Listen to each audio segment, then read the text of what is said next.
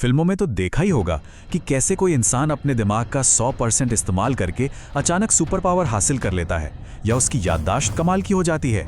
ये आइडिया सुनने में बड़ा दिलचस्प लगता है ना, पर सवाल ये है कि क्या इसमें कोई सच्चाई भी है। और यहीं से उठता है वो सवाल जिसने न जाने कितनी फिल्मों और सेल्फ हेल्प किताबों को इंस्पायर किया है। आखिर ये आइडिया इतना पॉपुलर हुआ कैसे, और सबसे जरूरी बात, साइंस इस बारे में क्या कहता है। चलिए आज इसी धारणा की जड़ तक चलते हैं। तो सबसे पहले ये समझना पड़ेगा कि ये इतना पावरफुल आइडिया आखिर आया कहाँ से। पता है, इसकी शुरुआत किसी साइंटिफिक लैब से नहीं बल्कि गलत फहमी से हुई थी। मजे की बात यह है कि विलियम जेम्स ने कभी किसी परसेंटेज की बात ही नहीं की। वो तो बस ये कह रहे थे कि हम इंसानों में बहुत पोटेंशियल है, बहुत काबिलियत है जिसे हम अक्सर पूरा इस्तेमाल नहीं करते।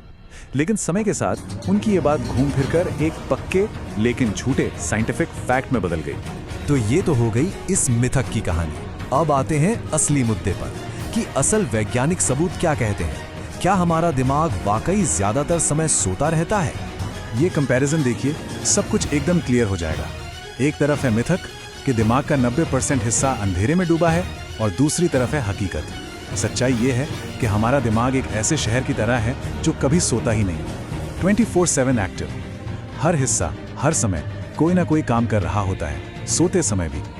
और ये नंबर तो इस बात का सबसे बड़ा सबूत है। सोचिए, हमारे शरीर का सिर्फ 2% वजन होने के बावजूद हमारा दिमाग पूरी 20% एनर्जी और ऑक्सीजन खा जाता है।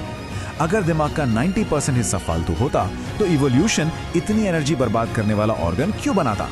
ये तो बहुत बड़ा एनर्जी इन्वेस्टमेंट है जो चीख चीख कर कहता है कि दिमाग कितना ज्यादा एक्टिव है। ये सारे पॉइंट्स इस मिथक को पूरी तरह से गलत साबित करते हैं। जरा सोचिए, दिमाग के किसी छोटे से हिस्से में भी चोट लग जाए तो कितने सीरियस परिणाम होते हैं। और एक प्रोसेस होता है सिनेप्टिक प्रूनिंग। इसका सीधा सा मतलब है कि दिमाग यूज इट और लूज इट के नियम पर चलता है। मतलब जिन ब्रेन कनेक्शंस का इस्तेमाल नहीं होता, दिमाग उन्हें खुद ब खुद खत्म कर देता है।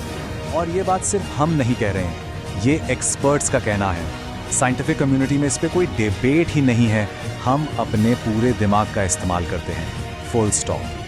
तो ठीक है, मिथक तो टूट गया, पर यहाँ से बातचीत एक नए और कहीं ज्यादा काम के मोड़ पर आती है। अब हम मिथक को पीछे छोड़कर असली साइंस पर फोकस कर सकते हैं। सवाल ये नहीं है कि दिमाग का कितना इस्तेमाल हो रहा है, सवाल ये है कि हम उस इस्तेमाल को और बेहतर और एफिशिएंट कैसे बना सकते हैं। और इसका पहला जवाब शायद थोड़ा सरप्राइजिंग हो, वो है एक्सरसाइज। जी हाँ, एक्सरसाइज सिर्फ बॉडी के लिए नहीं बल्कि दिमाग के लिए भी एक सुपर पावरफुल टूल है। तो ये काम कैसे करता है? देखिए, एक्सरसाइज सचमुच में हमारे ब्रेन के स्ट्रक्चर को बदल देती है। ये नए ब्रेन सेल्स यानी न्यूरॉन्स बनाती है, दिमाग तक ब्लड फ्लो को बेहतर करती है और जो सेल्स पहले से हैं उनके बीच के कनेक्शन को और मजबूत करती है। ये बिल्कुल वैसा ही है जैसे अपने दिमाग का हार्डवेयर अपग्रेड कर लेना। और ये सिर्फ थ्योरी नहीं है, इसके सबूत भी हैं। एक स्टडी में पाया गया कि 1 साल तक रेगुलर एरोबिक एक्सरसाइज करने से हिप्पोकैम्पस, जो हमारे दिमाग का मेमोरी सेंटर है, उसका साइज असल में 2% तक बढ़ गया। ये इस बात का पक्का सबूत है कि हमारी आदतें, हमारा लाइफस्टाइल हमारे दिमाग पर सीधा असर डाल सकता है।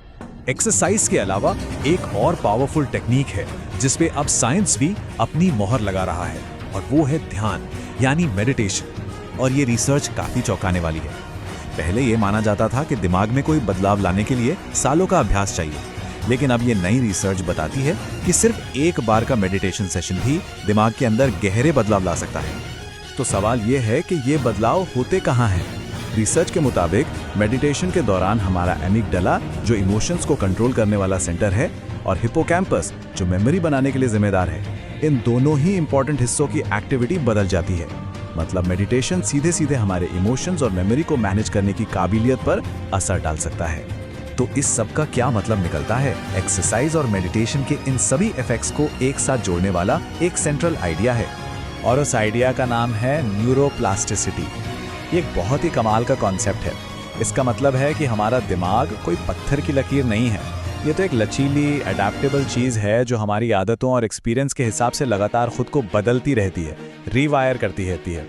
तो इस पूरी बातचीत का सबसे ज़रूरी पॉइंट यही है, वो जो 10% वाला मिथक है ना, वो हमें बेबस महसूस कराता है, जैसे हमारे अंदर कोई खजाना है पर उसकी चाबी खो गई है। लेकिन न्यूरोप्लास्टिसिटी का साइंस हमें पावर देता है। वो हमें बताता है कि चाबी कहीं खोई नहीं है, वो हमारे ही हाथ में है। और आखिर में ये एक सवाल है जो सोचने पर मजबूर करता है।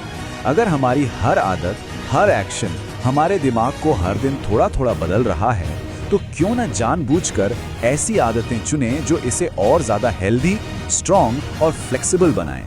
इसका जवाब जाहिर है हर किसी के लिए अलग होगा।